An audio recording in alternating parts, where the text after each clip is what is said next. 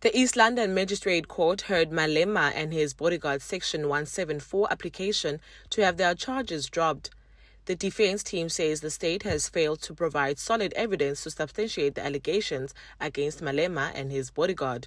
The National Prosecuting Authority decided to charge the EFF leader and his bodyguard after lobby group AfriForum laid charges. Presenting his arguments during proceedings, Malema's lawyer, Advocate Lawrence Hodes, says they believe there were deficiencies in the state's case, specifically in regards to the investigating officer's testimony. He pointed out that the investigating officer could not confirm whether the firearm seen in the video was real, nor the original source of the footage was found. Therefore, manipulation could not be ruled out. The evidence led by the state thus far in this matter is insufficient to place accused one on his defence, in that there is no evidence of the authenticity of the viral video footage or the identity of what appears to be a firearm that is alleged to have been fired by accused one, on which a reasonable court acting carefully might convict. The spent cartridge cannot be tied back to the place where accused one was on the stage of the celebration. The suspected firearm cannot be linked to accused one. The spent cartridge cannot be linked to accused one. Nobody reacted in fear in response to accused one's conduct on the stage in the stadium during the celebration. None of the 5 SAPS members on the stage in the stadium during the celebration saw anything untoward on the part of accused one on the stage in the stadium during the celebration. There is no indication of any physical damage caused by any live rounds having been fired by accused one on the stage in the stadium during the celebration. The accused is consequently entitled to be acquitted at the close of the state's case. Snyman's defense team stressed that no eyewitness claimed to have seen Malema and Snyman exchange the firearm belonging to the tactical security backstage that day. He says there are no fingerprints linking his client to the rifle. Your Worship, has there any evidence that accused number 2 is seen at the back of the stage carrying a rifle? Secondly, it's alleged Mr. Snyman is the only white male on the stage before and after the shooting. Again, we search our mind, there is no such evidence.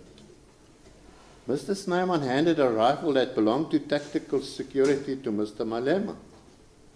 Now, where in heaven's name did the state in its further particulars get that information from? Unless there's a witness they have that they've decided not to call, who can come and tell us, I was there, I saw Mr. Snyman hand the rifle to Mr. Malema. Because with the greatest of respect, we have heard absolutely no evidence to this effect.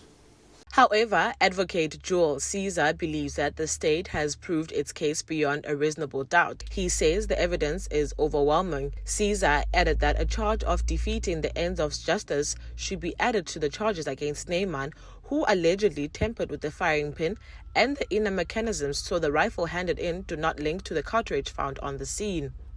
If the evidence is so strong against a man as to leave only a remote possibility in his favor, in which can be dismissed with a sentence, of course, it is possible, but not probable.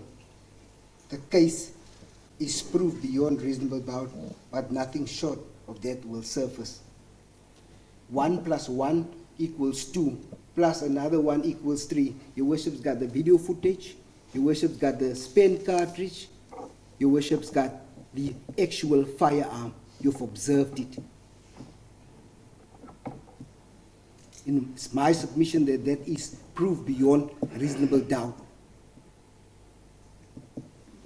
It's submitted, Your Worship, that the evidence that was presented before court is strong, and that the application for a discharge 17 can safely be dismissed in respect of both accused.